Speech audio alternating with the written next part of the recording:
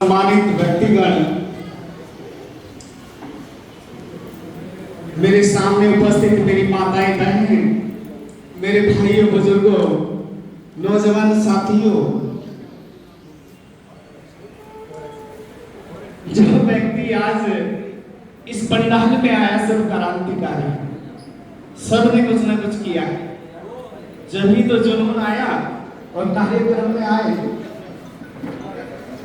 कानून निर्बलों के लिए बनता है, शक्तिशाली के लिए कोई कानून नहीं होता।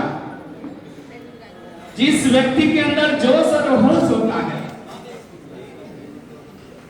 उसे कानून की आवश्यकता नहीं होती। हाथ ही शस्त्र का काम करते हैं, हमारी जीवा शास्त्र का काम करती है। विजयकांत जी की जो ये आयु है, ये आयु खेलने खाने में नहीं गुजरी है। बचपन से ही जिस व्यक्ति के अंदर राष्ट्रभक्ति कूट कूट कर भरी हो, वो व्यक्ति कभी खेल खा नहीं सकता। यदि कानून का ऐसे क्रांतिकारियों की फिक्र होती तो मैं चाहता हूं विजयकांत को तो एक सेना मिल गई होती। जिस समय केंद्र में कांग्रेस का राज था तो केंद्रीय मंत्री थे काजी रशीद मसूद, और पार्लियामेंट में बैठ के उन्होंने कहा हम वंदे मातरम का विरोध करते हैं। तो हम चार व्यक्ति थे, ठाकुर सुरेंद्र पाल जी, विजयकांत जी, एक सारी प्राची नाम सुना होगा आपने। हमने संकल्प लिया कि पहले इसी से ही वंदे मातरम कहलाएंगे, उसके बाद आगे मिशन चलाएंगे। उसी के कार्यक्रम में उसी से सबसे पहले वंदे मातरम कहलवाया। डर था अंदर कि हो सकता है मर सकते हैं, लेकिन कफन सर पे बांधा हुआ है, ये परमानेंट रहता है, इसी से पैदा हुए हैं, इसी में मिल जाना है और इसी से में जीना है। तो वो क्या करेगा? तो जिस दिन हमने उसके कार्यक्रम से उससे ही प्रथम चरण में वंदे मातरम कहलवाया तो हमारा मिशन खड़ा हुआ, मिशन वंदे मातरम। हमारा एक साथी जेल के अंदर था, विजयकांत जी को जेल हुई, उन्होंने कहा कि विजयकांत जी वंदे मातरम मिशन तो चला दिया, इसमें एक चिंगारी और लगानी है। तो जब से संगठन का नाम पड़ा मिशन वंदे मातरम एक चिंगारी। आप देखो वो विषम परिस्थिति थी, केंद्र में कांग्रेस का राज था, हमारे इस राज्य में सपा की सरकारें थी। उस समय कार्य करना कितना मुश्किल होगा। हमने ये जो साथीगण हमें मिले ना ऐसे उसी समय के मिले हुए हैं ये सब। हमारा ये जिला हिमाचल, उत्तराखंड और हरियाणा से अटैच करता है। हमने सभी पुलिस से कांटेक्ट किया कि तस्करी बॉर्डर से नहीं होनी चाहिए, अंदर वालों को हम खा जाएंगे, मारेंगे नहीं, खा जाएंगे, भूखा में भी।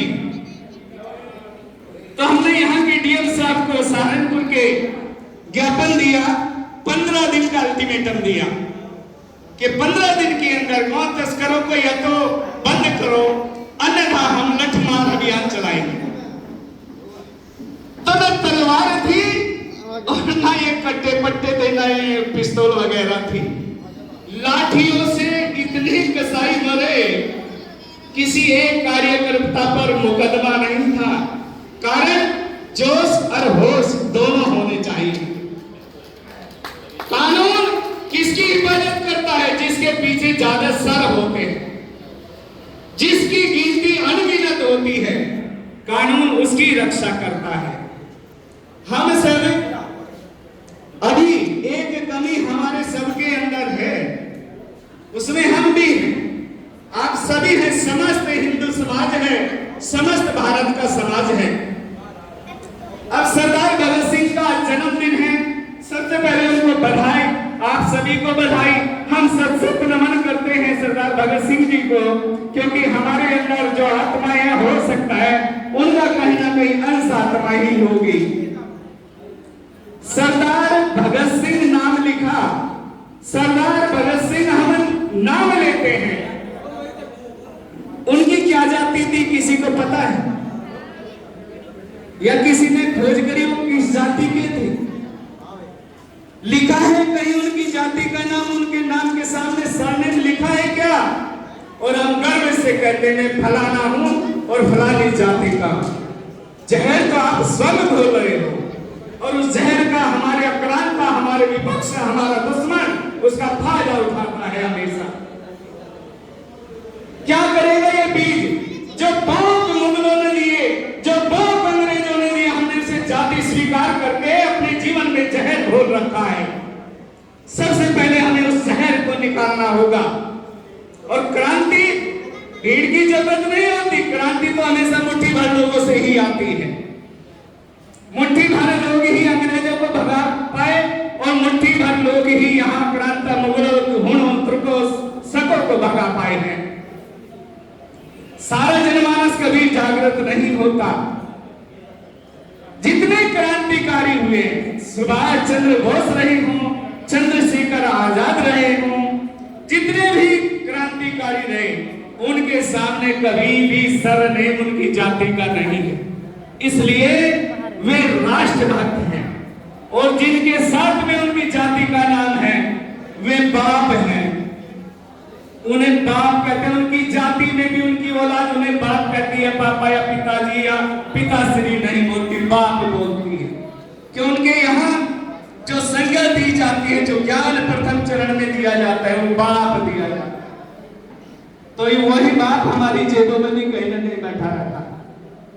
तो क्रांतिकारी वही होता है जो राष्ट्रभक्त होता है। वो किसी जाति या किसी धर्म का नहीं होता। अशफाक उल्लाह खां थे, बस लिख दिया अशफाक उल्लाह खां।